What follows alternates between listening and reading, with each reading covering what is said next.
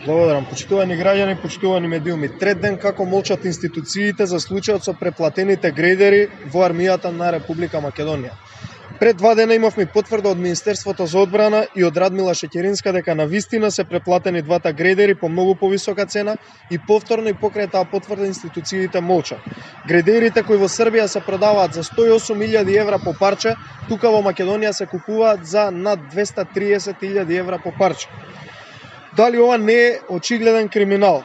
Каде и во чии джебови завршија над 250.000 евра разлика од двата грейдери, пари на граѓаните кои Радмила Шеќеринска преку Министерството за одбрана ги преплатила истите машини? Дали овој бомбона бизнис на Радмила Шеќеринска мислела дека нема да се дознае во јавноста и во медиумите? Дали овој бомбона бизнис е согласно НАТО стандардите кои што ги пропагира СДСМ?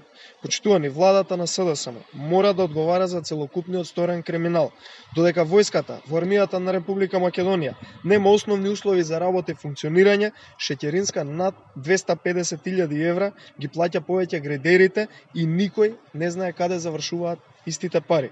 Почитувани, одговорност мора да има и ќе има по доаѓањето на ВМРО ДПМН по 12 април.